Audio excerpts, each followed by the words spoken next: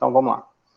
Na última aula, a gente trabalhou, né, a questão de como é importante a gente elaborar perguntas, né, em qualquer tipo de estudo com o usuário, né, que a gente viu, que é o que vai informar as decisões do projeto UX, né, tudo é baseado em dados, né, então é importante para você saber coletar esses dados, saber fazer boas perguntas, e a gente viu isso de uma maneira bem geral, né. Hoje a gente vai ver isso de uma forma mais aplicada, com relação aos estudos de usuário, né, e no caso, o método que a gente vai estudar hoje é o método dos surveys, tá? Então, surveys são estudos qualitativos ou quantitativos ou mistos, tá? Você pode fazer ele dessas três formas, ele é um dos métodos de pesquisa com o usuário, e ele visa entender crenças, opiniões, recomendações e experiências, né? Então, quando você precisa, né, entender crenças, opiniões, recomendações e experiência, ele é um dos tipos, é um dos métodos de estudo com o usuário que seria adequado. A vantagem do survey, né, é que ele consegue se adaptar a essa versatilidade de formatos. Então, como eu falei para vocês, né, lá naquelas aulas para trás, a gente tem estudos de usuário que são qualitativos, temos estudos que são quantitativos e também temos o que chamamos de métodos mistos, né? Então, vamos recapitular um pouco disso, aqui de uma perspectiva um pouco mais teórica, tá? Mas isso aqui é importante não só para essa área nossa, tá? Mas para quem tiver um mínimo de, assim, até para o TCC de vocês já é importante vocês terem essa noção, porque isso aqui tem bastante interseção com a parte de metodologia científica, tá? Então, o que acontece? A pesquisa de usuário, né, assim como a pesquisa científica, pessoal, ela pode se dividir nessas três formas, né? Você pode fazer uma pesquisa qualitativa, quantitativa ou de métodos mistos. E a pesquisa qualitativa, ela segue o paradigma do construtivismo, ou do socioconstrutivismo. O que é isso, né? O paradigma socioconstrutivista, ele parte da premissa de que não é possível você dissociar o pesquisador do objeto pesquisado, né? Ou seja, o resultado da sua pesquisa, ele não pode ser analisado sem levar em consideração a perspectiva de quem conduziu a pesquisa, certo? Nem a perspectiva de quem conduziu e nem das pessoas que participaram, né? Como eu falei para vocês, o método qualitativo, ele é baseado em texto, né? Então, você vai fazer a análise realmente textual, né, dos dados. Então, o que você vai coletar de dado é texto, né? É algo que você consiga converter em texto, né? E ele tem como finalidade você explorar fenômenos que ainda não são conhecidos, né? Então, se você está geralmente se aventurando a descobrir uma coisa nova, né, que ainda quase ninguém mexeu, você provavelmente vai ter que fazer uma pesquisa qualitativa primeiro, certo? Para você tentar meio que tatear e entender o fenômeno. É por isso que na área de UX ela é tão importante, porque geralmente quando você está fazendo um software, um aplicativo, você está explorando algo novo, algo que ainda não foi feito, tá? E a experiência do usuário, ela é algo muito subjetivo, né? Então, os métodos qualitativos, eles usam a lógica indutiva, né? É uma pesquisa exploratória, como eu falei para vocês. Em geral, você não está preocupado, quando você faz uma pesquisa qualitativa, em provar nada, tá? Você não está preocupado em medir nada. Você está preocupado em entender, caracterizar, dar forma a um problema, certo? Bom, os métodos quantitativos já estão no outro extremo, seriam os métodos que seguem o paradigma, né, a forma de pensar pós-positivista. Né? O que diz esse paradigma pós-positivista? Justamente, você está preocupado em mensurar, em calcular, em medir, né, dados para você conseguir validar ou verificar hipóteses, certo? Então, essa é a pesquisa, né, que a gente está mais acostumado a ver, principalmente no Brasil, que tem uma tradição maior nisso por conta de vários fatores, né, entre muitos deles a nossa formação tecnicista, né? Então, o que acontece? Quando você está fazendo uma pesquisa quantitativa, você já tem uma noção de o que é o fenômeno. Você já tem um entendimento meio que consolidado do que é o fenômeno e você quer provar, em geral, relação de causa e efeito, certo? Entre variáveis desse fenômeno, tá? Então, por exemplo, se eu quisesse fazer uma pesquisa em que eu quero avaliar se uma linguagem, por exemplo, orientada a objeto, ela é menos propensa a bugs, a gerar bugs, do que uma linguagem procedimental, tá?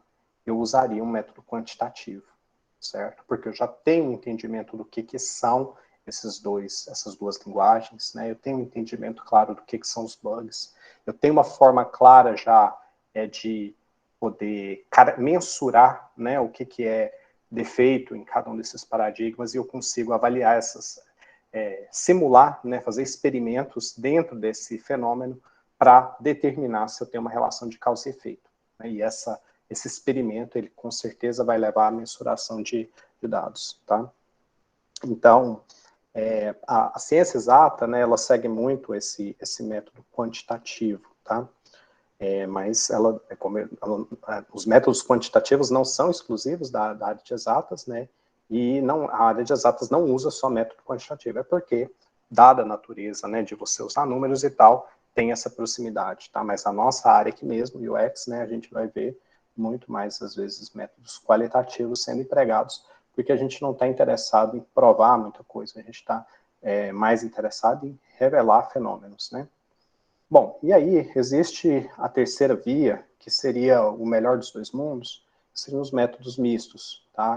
Quando você segue vamos falar assim, uma abordagem mais pragmática, tá? Uma lógica abdutiva, e você leva em consideração métodos qualitativos combinado com quantitativo. Então, métodos mistos também são muito usados na experiência do usuário, principalmente quando você tem um amadurecimento já a partir de um estudo qualitativo feito antes, tá?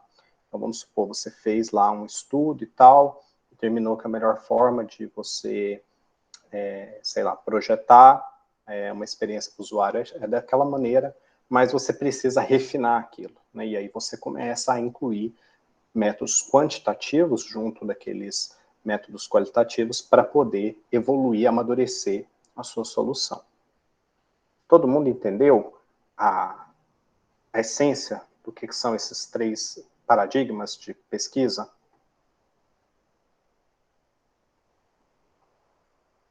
Alô, pessoal, estão aí? Sim, me ouve? Agora eu estou ouvindo. Sim.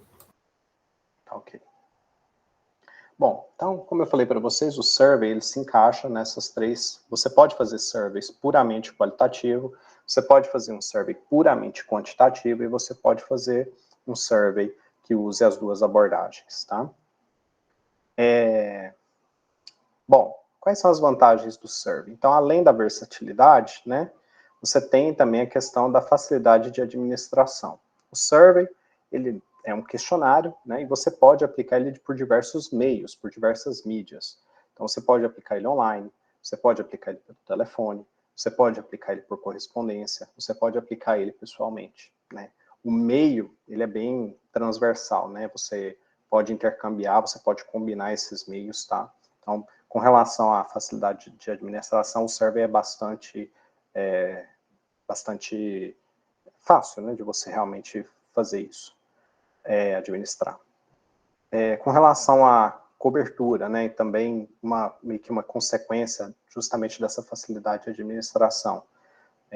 Você pode estar aqui em Goiânia, né, e fazer um survey que gente do mundo inteiro vai responder graças ao meio online, né? Ou se você tem uma equipe de call center disposta e querendo botar dinheiro nisso, você também pode fazer por ligação, né? Ou por correspondência. Então, você não tem a barreira física, né? Você, assim, ela existe, mas ela é mínima, né? Comparada com outros métodos.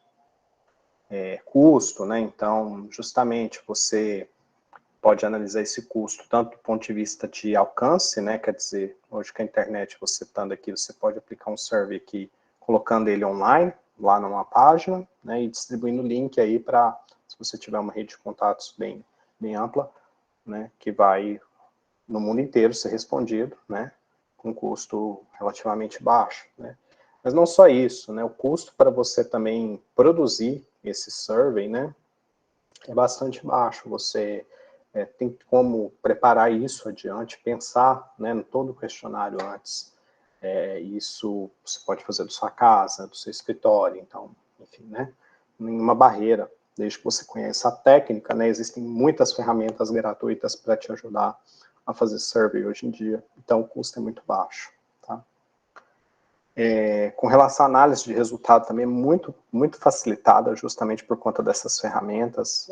Você vai ter ferramentas aí que são gratuitas e já te dão alguma análise. Às vezes vai fazer uma análise só dos dados quantitativos, às vezes ela vai tabular já para você ali, colocar tudo já no formato ali de planilhas do Excel para você fazer análise tanto no quantitativo quanto qualitativo, e a própria ferramenta muitas vezes já vai fazendo isso para você à medida que vai sendo respondido, tá?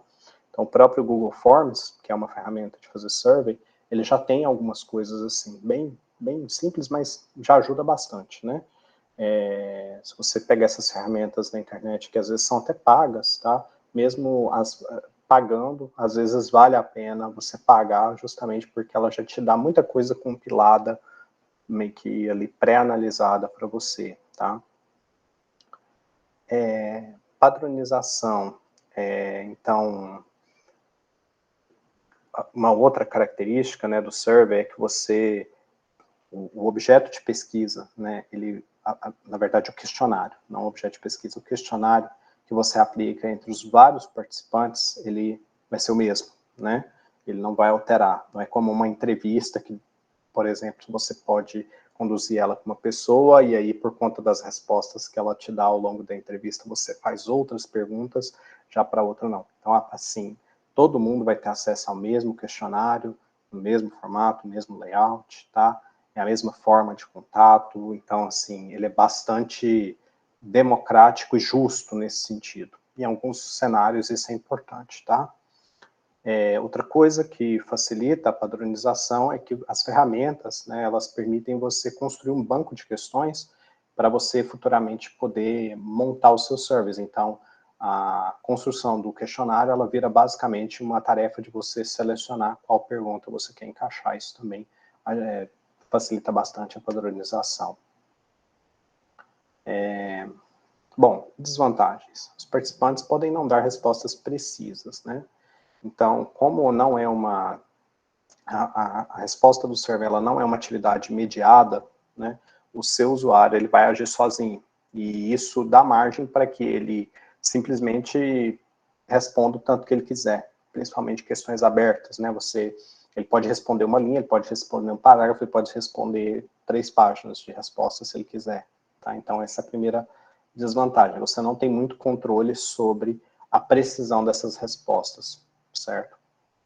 Segunda desvantagem, os participantes podem não se sentir à vontade para fornecer respostas em que se apresentam de maneira desfavorável, que é o que a gente chama de viés do desejo social, social desirability bias. É um viés, é uma tendência que nós, seres humanos, temos, né, de quando vamos responder algo, a gente nunca quer mostrar aquilo que de alguma forma seja negativa, né? A gente sempre quer mostrar o melhor da nossa própria imagem, né? E às vezes isso não ajuda quem está fazendo o estudo do usuário, porque ele precisa realmente saber a verdade, ele não pode ter ali uma pessoa que está adorando a pílula, né? Que está só apresentando aquilo que ela acha que é bonito e é legal de falar, tá? Então, os usuários, eles podem, principalmente quando as perguntas são mais de cunho pessoal, né, eles tendem a ter esse viés, né, não falar aquilo que você realmente precisa ouvir, tá? Terceira desvantagem, os participantes podem não estar totalmente cientes dos motivos para uma determinada resposta. Às vezes a pessoa até tem a intenção de ajudar, mas ele não consegue lembrar de tudo que ele precisa na hora que ele está respondendo o questionário. E você não tem como estimular isso, né? Então, como às vezes vai ter tempo, que a pessoa vai ter passado por uma experiência, ele não vai recapitular aquilo na hora, vai preencher só o que ele lembrar, né? O tédio é um outro problema muito sério também, a gente às vezes faz um survey, o usuário vai começando a preencher, depois nas últimas questões ele já está de saco cheio, né? Não quer responder aquilo, então fica propício a isso, certo? Quarta desvantagem, pode ter uma taxa de validade mais baixa do que outros tipos de pesquisa. Então, isso aqui é um problema, né, pessoal, que também tem a ver com, vamos falar assim, com a facilidade, às vezes, de você fazer um survey quantitativo e com a tentação que a gente tem de fazer, porque é mais fácil para o usuário responder, tá? Isso acaba levando a gente a um problema que a gente chama de ótimo local. O que é isso, né? É você, de repente, achar que entende um fenômeno, fazer um survey quantitativo para pegar dados para tentar provar esse fenômeno, e isso te levar a uma conclusão que é errada, mas está totalmente respaldada em números. Então, como ela está respaldada em números, ela dá uma sensação de validade muito grande. E aí você acha que aquilo é verdade, mas você ainda não conheceu o fenômeno todo, que seria, né, você está no topo aqui de uma montanha achando que está no topo do mundo, mas na verdade tem um problema muito maior. Isso aqui remete um pouco àquele problema que eu falei para vocês lá do Orkut, quando eu dei aquele exemplo, lembram? Da rede social, que se você tivesse, por exemplo, que otimizar o engajamento entre os usuários, né? Você, por exemplo, poderia pensar de uma forma quantitativa e tentar, por exemplo, ranquear os usuários que aparecem na tela inicial para cada usuário que loga, colocando sempre como os primeiros aqueles que estão menos acessados, né? Você pode até otimizar, tentar provar alguma coisa com isso, tentar otimizar por esse caminho, né, usando uma lógica totalmente quantitativa, mas às vezes esse não é o problema da falta de engajamento. As pessoas às vezes não estão clicando naquele usuário que tem menos engajamento com ele, porque ele não está vendo. Às vezes é porque simplesmente aquela pessoa não tem interesse na outra. E aí, de repente, a forma de você corrigir isso não é forçar ela a ver essa pessoa, mas achar uma estratégia que torne aquela pessoa interessante para outra, né? Que é o que eu falei para vocês, que o Facebook meio que corrigiu quando ele implementou a lógica dos feeds lá, promovendo, né, os compartilhamentos que tem like e tal, que mostra, olha, isso aqui tá popular e é da sua rede, deixa eu te mostrar isso aqui, né? Então, saber ter essa visão diferente, né, é muito importante. E aqui, voltando à questão do survey, né, como eu disse para vocês, se você opta por um survey e faz, né, pega o caminho errado, né, às vezes vai fazer um survey e coloca ali muita coisa quantitativa, você vai ter uma validade mais baixa do que você fazer, por exemplo, um estudo que seja cara a cara com o seu usuário, né? Às vezes você vai até com a intenção de fazer algo quantitativo, mas na hora que você começa a dialogar com a pessoa, você vê que aquilo ali está errado e precisa ser adaptado. No survey, não. Depois que você distribui, o pessoal vai responder, e aí é muito difícil você falar, gente, foi mal, não era isso aí que era para eu perguntar, deixa eu voltar atrás, certo? Pergunta sem resposta, outro problema, né? Então, em geral, participação em surveys, ela é muito, ela é voluntária e ela deve ser voluntária, né? Isso é uma coisa que vocês também provavelmente vão passar ainda quando estiverem fazendo TCC, que quando você vai fazer pesquisa com seres humanos, você tem que submeter a sua pesquisa antes dela ser aplicada para um comitê de ética, tá? No Brasil, quem faz esses papéis, isso não é só para quem está fazendo pesquisa, não, tá, pessoal? Pesquisa dentro de faculdade, não, tá, pessoal? Às vezes até empresas recorrem a isso, tá? O que acontece? As universidades no Brasil, todas elas, a maioria delas, tem um comitê de ética estabelecido, tá? Esse comitê, ele é formado por pessoas que justamente entendem, né, muito da questão ética e como você pode, às vezes, mesmo sem querer ser ético ou antiético com o seu usuário, e ele vai avaliar tudo que você está fazendo naquela pesquisa, se aquilo ali afeta, de alguma forma negativa, os seus participantes, né? E uma das coisas importantes, né, para você conseguir aprovação nesses comitês é justamente você colocar que a sua pesquisa tem um caráter voluntário, porque a partir do momento que não é voluntário, é involuntário. E se é involuntário, de alguma forma aquelas pessoas estão sendo forçadas ou induzidas a fazer uma coisa que elas não estão tendo muito escolha. Então, é muito importante, tá, a gente se preocupar com essas questões, né, mas justamente por ter um caráter voluntário, a pesquisa, muitas vezes o seu usuário vai topar participar, mas como ele sabe que é voluntário responder as perguntas, né, ele não vai responder, às vezes, todas as perguntas, ele vai responder só aquilo que atrai ele, certo?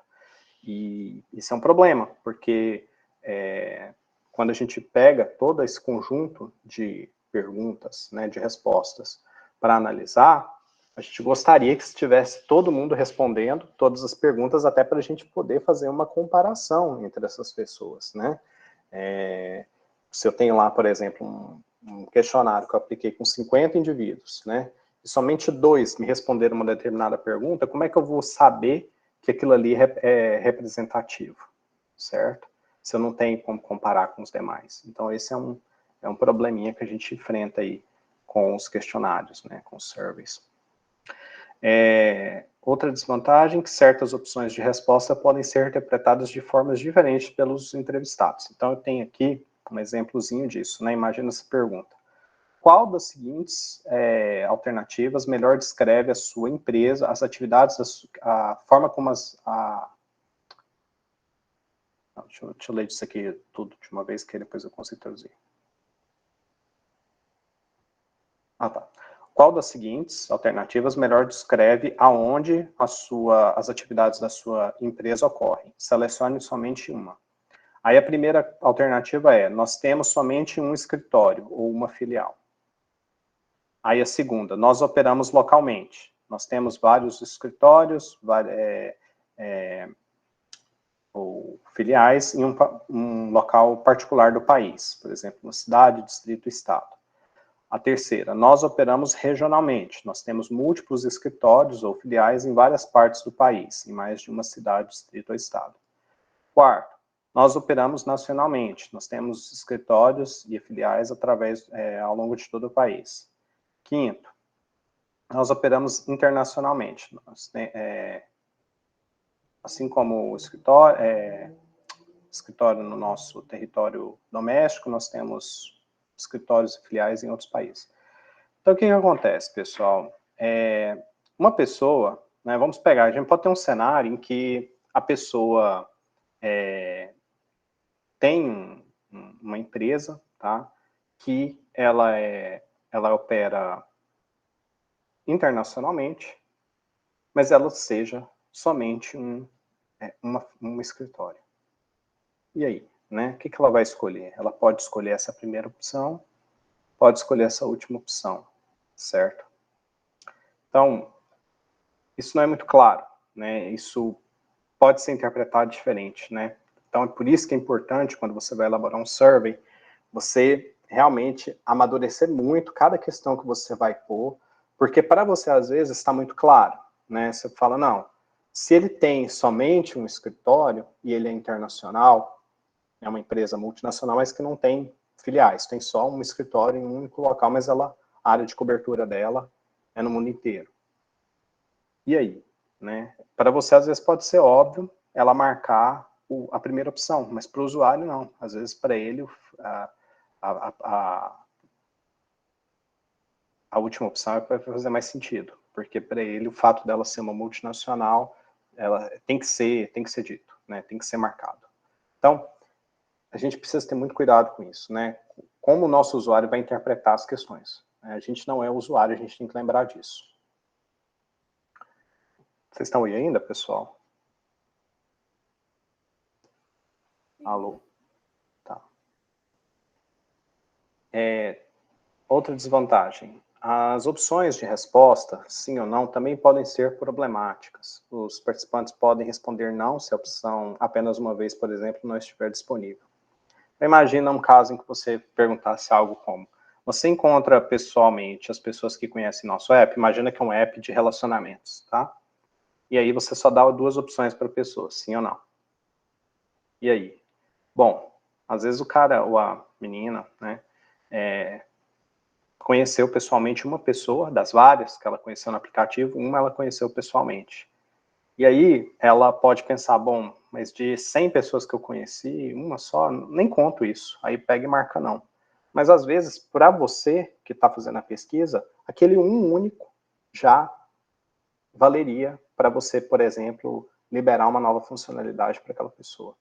Então, dá essa opção não tão engessada, né, quando isso for importante, você deveria fazer isso, né, você deveria colocar lá no seu questionário. Né, então, sim, não, apenas uma vez ou poucas vezes, para que o usuário tenha flexibilidade na hora de escolher a resposta. Tá? Bom, com relação a surveys eletrônicos, né, que são os que são veiculados pela internet, as vantagens que a gente percebe: baixo custo, ele entrega a tempo, né, então você consegue rapidamente chegar nas pessoas que você quer. Você pode aplicar ele a grandes grupos, de forma dispersa, né, em diferentes continentes, em diferentes regiões. A agregação dos dados e armazenamentos é facilitada, né, as ferramentas já ajudam a gente nisso. O anonimato do participante também é uma coisa reforçada quando é online, porque diferente do survey presencial, ele sabe que o rosto dele não vai ser visto. Né? Isso já é uma proteção. Ele faz na hora que ele quiser. Né? Isso também já é uma outra proteção. Ele preenche do jeito que ele quiser. Né? Então, isso também é uma outra proteção. E o anonimato é uma característica importante, assim como o voluntariarismo. Né? Então, voluntariarismo. Então, o anonimato é parte importante também para a sua pesquisa passar para um comitê de ética. Né? Você está dando a opção para as pessoas serem anônimas, né? Ou você está pedindo para elas se identificarem. Não tem nada errado de você identificar, mas você tem que ter uma boa justificativa se você precisa fazer isso, certo? Fácil de formatar. Então, a lógica de desvios, barra de progresso, ela pode ser implementada no próprio survey. Né? O que quer dizer isso? Você pode, por exemplo, fazer uma pergunta, e essa pergunta, se o usuário, por exemplo, responde sim, nela, uma pergunta objetiva, ou marca uma determinada opção, ela pode abrir uma outra pergunta pré-programada. Né? Você consegue fazer isso com facilidade no seu survey. Né? Você consegue indicar para ele o progresso na medida que ele caminha nesse survey. Né? Então, essa formatação é bastante facilitada pelas ferramentas. Desvantagens dos surveys eletrônicos é que os participantes com acesso, você precisa que os participantes tenham acesso e capacidade de uso de computador, então tem que ser no mínimo um pouquinho ali letrado em uso de informática. Se não for, você não vai conseguir a resposta, mesmo que aquele participante às vezes seja um participante em potencial, tá? Esses surveys eletrônicos, eles não permitem você fazer perguntas follow-up ou de sondagem sob demanda em questões abertas. Então, embora você tenha, né, aquela opção de você abrir uma pergunta, se a pessoa marca uma determinada opção, ela é muito engessada, né? Aqui nesse caso, eu estou falando de perguntas em que você identificou uma coisa que a pessoa falou na resposta e aí você já abre uma outra pergunta que vai te ajudar, né, a chegar naquilo que você quer. Isso aí o survey não consegue te entregar, tá? Se ele for eletrônico. Tá? De repente, até num survey que a pessoa está com a pranchetinha ali, a pessoa respondendo, você até consegue fazer uma observação e tal, mas eletrônico é muito difícil. Você não consegue capturar a entonação ou gesto, então a linguagem corporal, entonação de voz, às vezes transmite muita coisa de informação importante para você sobre, principalmente sobre experiência de usuário, que você não vai conseguir fazer dessa maneira, porque você não tem como filmar aquela pessoa, né? Não vai ter como, enfim, ver como ela está se comportando na hora que ela está preenchendo aqueles dados. Pouco contato, então você nem, às vezes, vai conhecer essas pessoas, né, nunca vai ter visto elas, não sabe nem se, enfim, ela está respondendo ou se ela está, às vezes, se passando por outra pessoa, isso também dificulta um pouco a validade dos dados. E, por último, a maioria dos servidores ficam em território americano, isso às vezes é um problema, porque, principalmente depois do terrorismo, né, dos ataques terroristas, a legislação americana, ela permite, tem um nome, a lei, acho que é Protection Act, alguma coisa assim, que o governo americano, ele tenha acesso praticamente restrito a dados de qualquer pessoa dentro de servidores americanos, que esteja em território americano. Tá? Então, por mais que aquilo seja de uma empresa, o governo, se ele recorrer a essa lei, ele pode ir lá e ler os dados. E aí, o que acontece? Né? Se você hospeda a sua pesquisa em servidores nesse território, né, seus usuários têm que estar cientes disso, seus voluntários, né, porque às vezes a pessoa simplesmente não quer colocar a informação dela, sei lá por qual motivo, né, religioso, cultural, etc. Ela não quer pôr os dados dela lá, ela tem que estar ciente disso. Tá? Então isso é uma coisa também que a gente tem que se preocupar. Isso aqui tudo que eu tô falando para vocês, pessoal, não é coisa só que eu li, não. Isso aqui é coisa que eu passei, tá? Quando eu fiz meu doutorado, precisei fazer survey, eu tive que amadurecer muito essa parte aqui de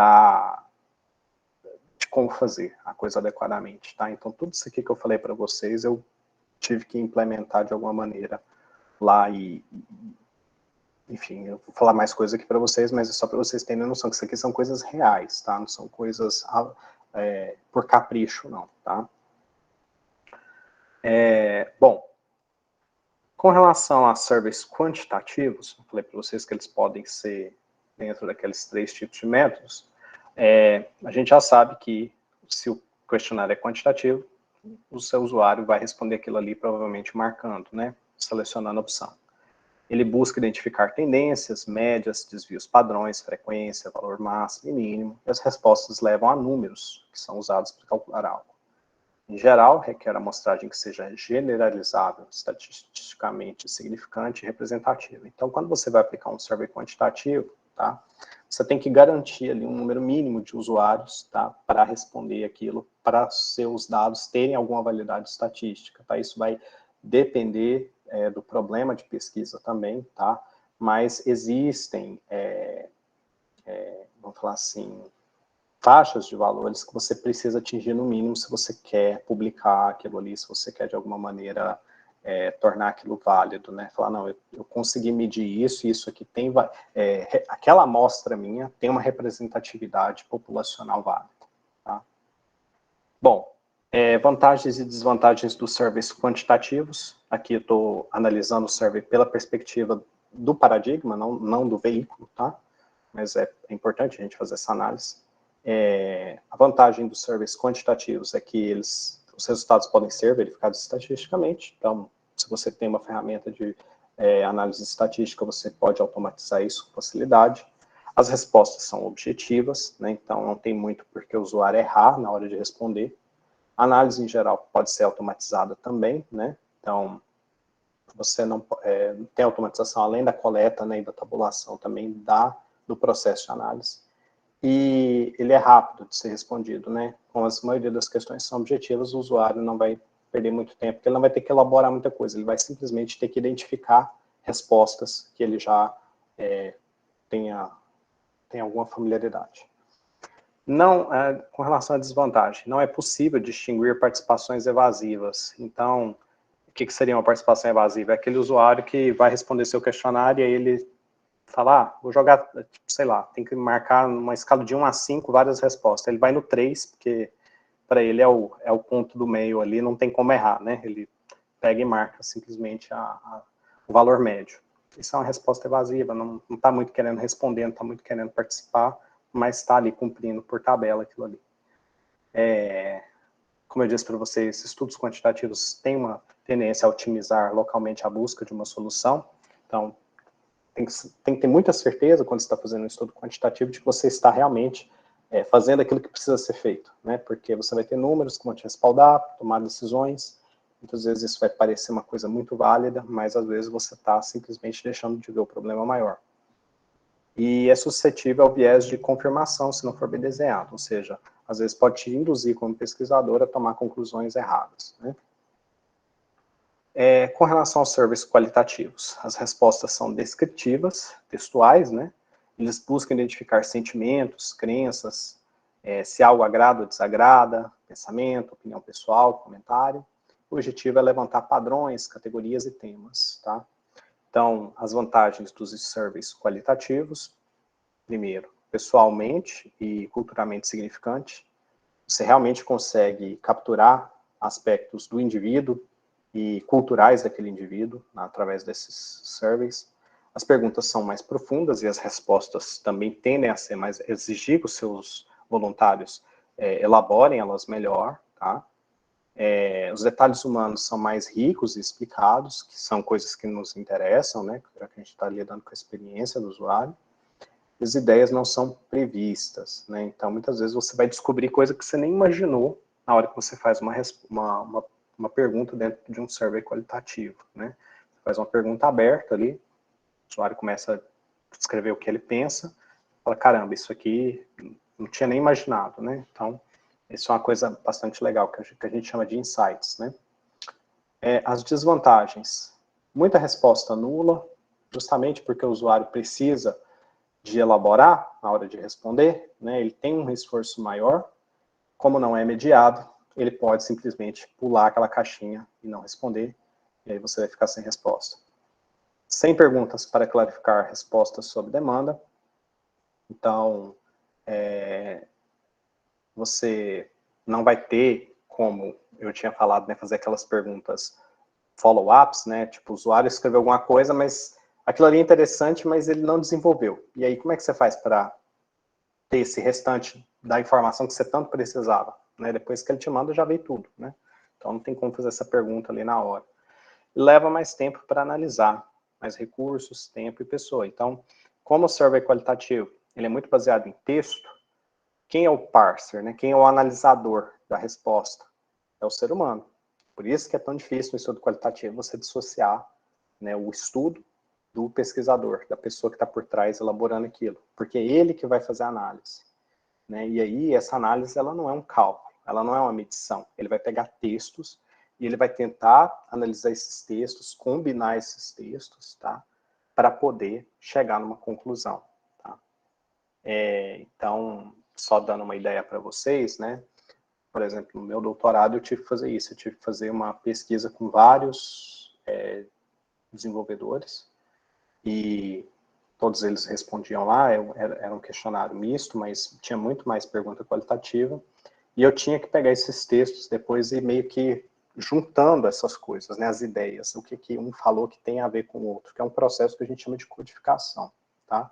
Esse processo, ele não é fácil de você aprender, geralmente você só aprende isso, de fato, quando você assiste outras pessoas que já têm experiência fazendo ou participa junto com elas, ajudando elas a fazer, tá? Envolve muito anotação, e você vai combinando esses trechos, e aí tem, por exemplo, você tem que definir qual que é a unidade de texto que eu posso usar, né? Eu vou pegar sempre parágrafos, eu vou pegar sempre frases, ou eu vou pegar palavras, né, para poder fazer essa combinação, e aí você vai fazendo o que a gente chama de codificação, que não tem nada a ver com programação em si, tá? Uma codificação, é um termo próprio aqui no caso dos estudos qualitativos, em que você realmente vai montando essas ideias, pegando esses trechos de texto e tal, e combinando isso em ideias mais gerais, né? E aí a gente vai formando o que a gente chama de temas, categorias e temas. Então, igual eu falei, é algo que você só realmente aprende a fazer quando você está dentro de um círculo de pessoas que já têm alguma experiência fazendo isso. Outra coisa importante sobre surveys, né? Taxa de resposta. Então, a taxa de resposta ela é calculada pela divisão, né, pelo quociente entre o número de surveys completos, ou seja, que foram respondidos, dividido pelo número de participantes contactados, né? Então, vamos supor que você contactou 100 pessoas, mas somente 30 responderam, a sua TR vai ser 30%, né? Como que você aumenta a taxa de resposta? Isso é muito importante, né? Quando a gente aplica um questionário, a gente quer mais participantes respondendo, né? Mais, na verdade, participantes completando o survey, né? Então, uma das dicas é você valorizar a participação do seu usuário, né? Você tem que demonstrar para ele a todo momento, desde a hora do convite até a hora que ele termina, até a hora que você divulga os resultados, que a participação dele ali, ela é importante, tá? Transmitir uma atitude positiva, né? Então, sempre tentar manter a linguagem do seu survey, na comunicação, uma coisa que eleva o seu usuário e faz ele se sentir bem, né? Demonstrar agradecimento, né? Gratidão. E, por fim, incentivos se for o caso e se for possível, né? No caso do incentivo, é uma questão um pouco controversa, porque isso aqui já começa a entrar na questão de você fazer realmente um estudo totalmente voluntário ou não. A partir do momento em que você dá incentivo para a pessoa responder, ela já não está fazendo aquilo de forma totalmente voluntária, ela está sendo induzida a fazer, né? Em alguns casos, você vai poder fazer isso, em outros você não pode, porque senão isso vai comprometer a qualidade das suas respostas, né? Você não vai ter realmente respostas verdadeiras. Então, por exemplo, só para dar uma ilustrada aqui para vocês, às vezes tem empresa que ela vai permitir você usar um serviço ou produto dela, mas ela vai te pedir em contrapartida, isso vai permitir você fazer isso de forma gratuita, mas vai pedir em contrapartida que você responda o survey dela, certo? Ou, enfim, né, participe de uma entrevista. Então, tem esse problema, tá? Fazer o seu survey ser rápido e fácil de responder também é uma coisa que, mas só terminando aqui o parágrafo de cima, né? De toda forma, o incentivo, ele sempre vai aumentar o TR, tá? Seja ele uma coisa, como se diz, que era bem-vindo ou não, mas se você incentivar, você vai ter mais respostas do que se você não incentivar. É só um fato. O segundo ponto é que ele tem que ser rápido e fácil de responder. Então, se o seu survey começa a ficar muito demorado para o seu usuário, ou muito complicado dele entender, a taxa de evasão vai começar a aumentar, né? O número de surveys completos vai cair. Então, tentar sempre possível diminuir o seu survey, tornar ele bem objetivo, assim, bem claro, na verdade, com relação ao que ele está procurando ali do seu usuário de resposta. Terceiro, demonstrar importância, autoridade e confidencialidade. Então, isso é extremamente importante, tá, pessoal? Você tem que deixar claro para o seu usuário por que aquele serviço é importante, né? Demonstrar, se você está fazendo isso dentro de uma empresa, né, que aquela empresa está por trás, não é uma iniciativa individual sua, ou mesmo que você esteja dentro de uma universidade, né, você está amparado num comitê de ética, né, então o comitê de ética, por um lado, é chato, mas por outro, ele dá confiança para o seu estudo, para as pessoas que vão responder, porque elas sabem que aquilo ali foi avaliado por alguém. E deixar claro o caráter confidencial, né, porque isso não é só uma preocupação do seu usuário, é preocupação sua. Se os dados que ele te fornece, você não consegue manter eles confidenciais, ocorre um vazamento e tal, você pode ter que responder, inclusive, criminalmente por isso. Tá? Então é importantíssimo você não só transmitir isso, mas de fato fazer isso acontecer, né? Manter aquilo de fato confidencial. Então, isso aqui tudo ajuda a aumentar também a taxa de respostas, tá? Disparar lembrete. Então, às vezes, seu usuário vai receber um survey, mas ele não vai poder responder aquilo na hora. Ele está até disposto a responder, mas naquela hora que ele responder não pode. Você tem que ter um mecanismo para relembrar o seu usuário. Seja por ele, dando a ele a opção dele, sei lá, agendar através da sua própria plataforma, seja disparando novos e-mails para ele de tempo em tempo, tá?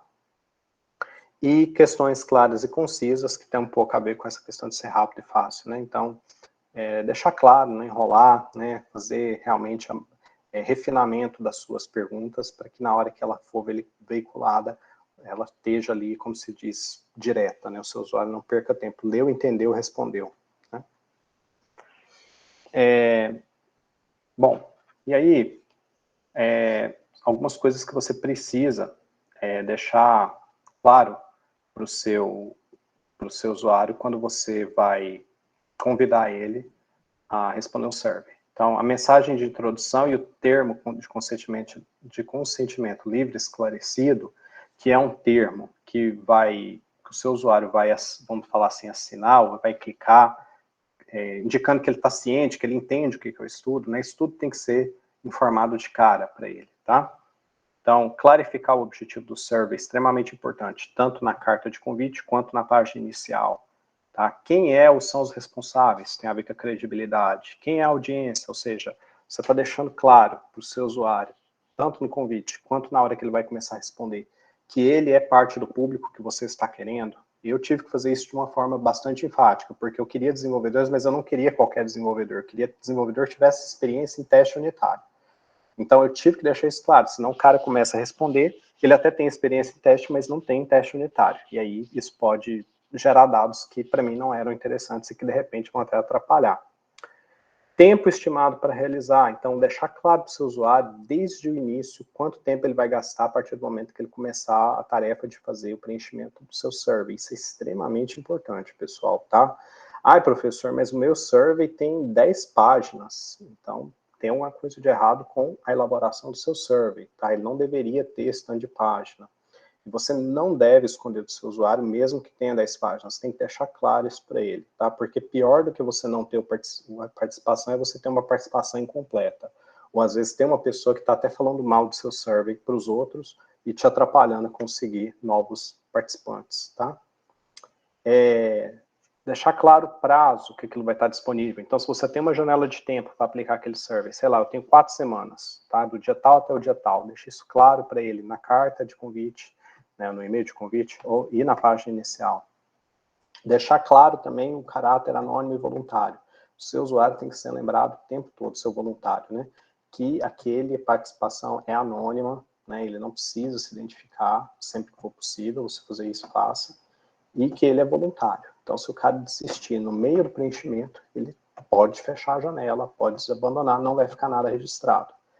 Se ele desistir depois que ele completou o survey, submeteu, mas ele arrependeu, você tem que dar para ele a opção dele entrar em contato para você tirar o dado dele de lá, porque isso é ser realmente voluntário, certo? Como ele se situa dentro de um estudo maior, ou seja, explicar, por mais que seu estudo tenha um objetivo, esse objetivo está servindo a quê? Né? Ele está servindo a melhoria do aplicativo, ele está servindo a uma tese, a uma pesquisa, como é que isso vai ser usado? Vai ser publicado em algum lugar, certo? Mesmo que de forma anônima, tem que deixar isso claro. Como esses resultados serão usados e onde serão disponibilizados? Já meio que falei isso agora, né? E agradecer o endereço da pessoa, tá? Então, sempre demonstrar essa gratidão é importante, tá? Porque, igual eu falei, vocês não vão estar presentes, ele vai ter só o material para preencher, vai estar realmente fazendo um favor para você. Então, é importante que ele veja que você valoriza isso, tá? Isso não é importante só para dar a sensação para o seu usuário de que ele está fazendo algo de valor, é porque, às vezes, você até vai precisar daquele cara depois para fazer outros estudos com ele, uma entrevista, por exemplo, e para ele ver que, opa, não, isso aqui é uma coisa séria, eu lembro que a coisa foi bem montada e tal, eles agradecerem e tal, eu quero participar do restante. Então, isso aqui tem um pouco a ver também com essa questão do desdobramento depois do seu estudo, né, da evolução dele. Com relação à comunicação dos resultados. Então, você tem que ser honesto sobre os resultados, né, por mais que os resultados não vão na direção daquilo que você busca, tá, você tem que falar para o seu usuário, depois que você conclui a sua pesquisa, né, e tal, e chega às conclusões que você, enfim, estava visando com aquele trabalho, falar, olha, chegamos a essas conclusões, assim, assim, assado, tal, né, e você participou, você tem o direito de saber, tá? Inclusive, os participantes são as primeiras pessoas que deveriam ser contactadas uma vez que você tem essa conclusão, tá? Às vezes você vai fazer isso com o intuito de, sei lá, usar dentro da sua empresa, mas antes de usar, deixa essas pessoas saberem o que está acontecendo, tá? Como que aqueles dados dela fortaleceram a sua conclusão ou não, tá? Pontualidade na divulgação dos resultados, então, também é uma coisa importante, né? Às vezes você vai colocar uma data, olha, tal data, os resultados do nosso questionário vão estar disponíveis aqui no nosso site. Então, realmente coloca naquela data. Tem gente que vai marcar e vai entrar naquele dia para ver, tá? Demonstrar ao que esses resultados levam ou levarão. Então, não é só mostrar o resultado imediato, é mostrar os desdobramentos, né? É importante. Deixa eu ver quantas horas aqui. Tá quase terminando, tá, pessoal? Aguenta mais um pouquinho aí para a gente completar isso aqui. Surveys são... Deixa eu só ver aqui. Não, eu acho que... não, já dá para acabar hoje mesmo.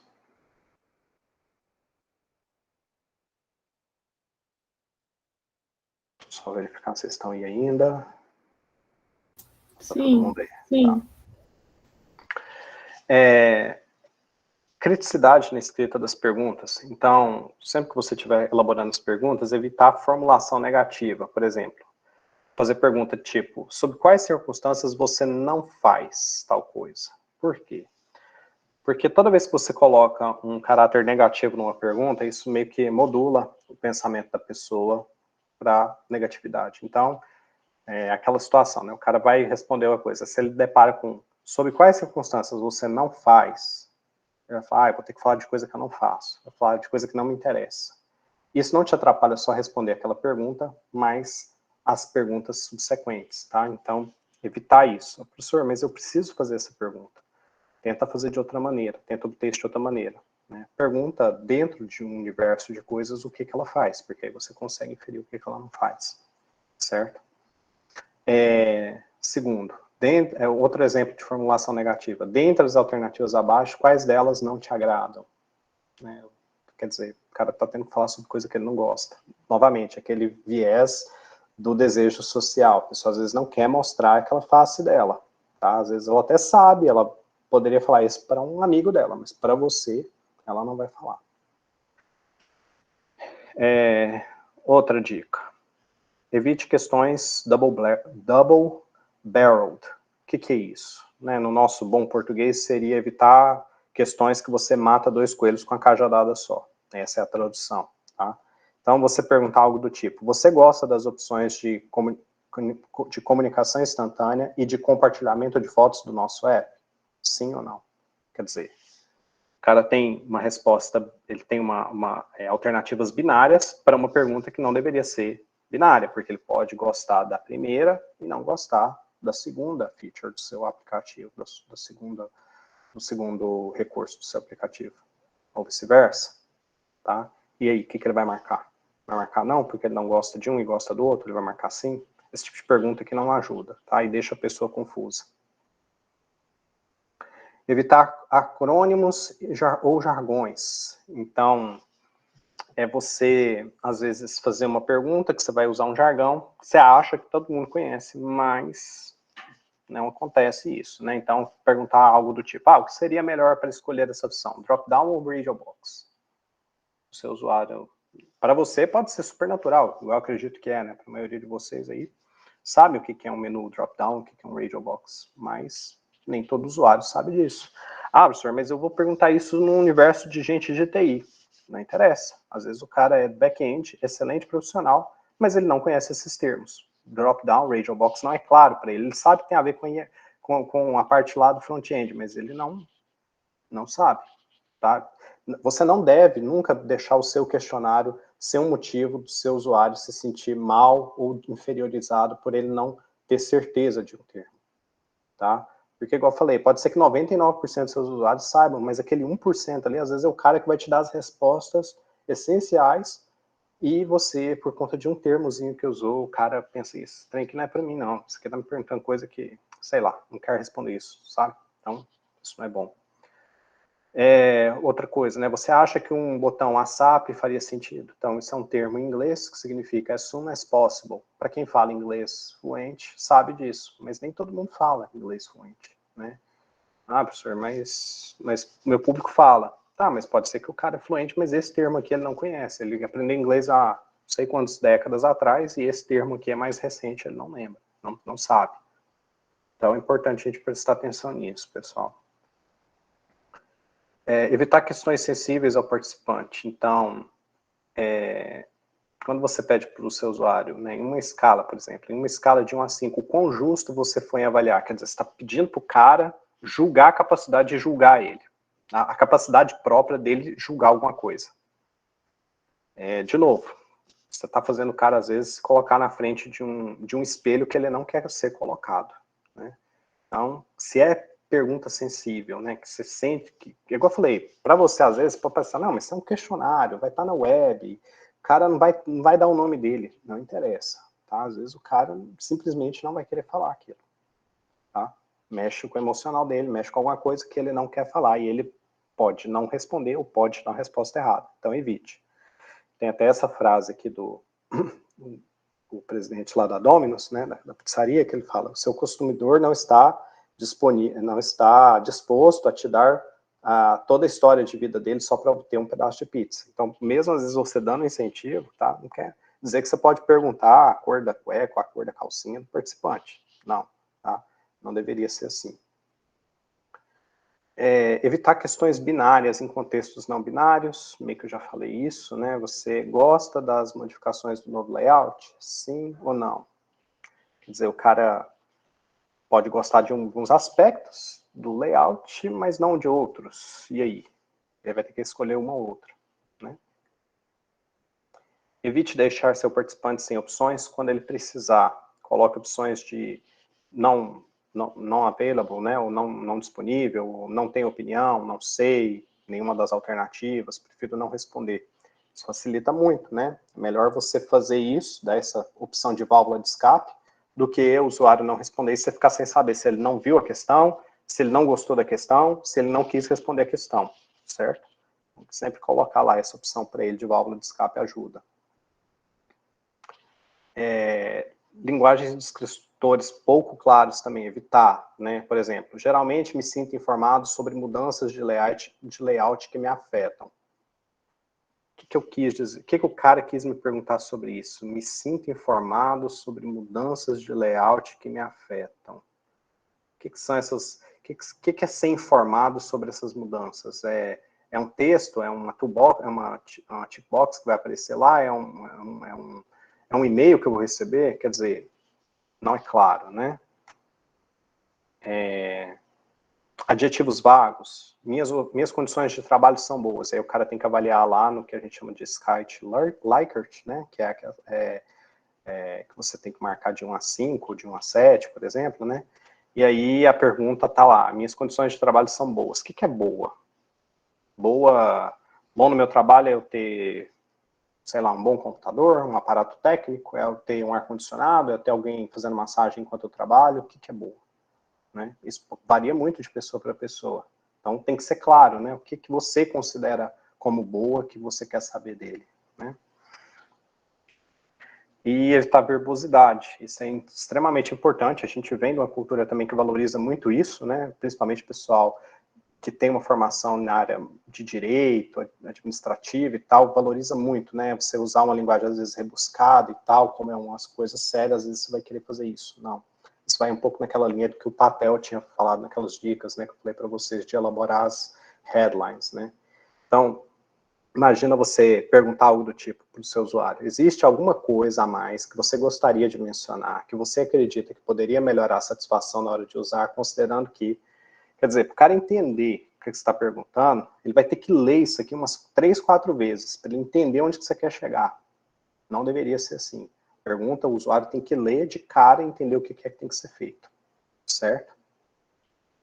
Bom, pessoal, o que eu tinha para falar para vocês era isso, tá?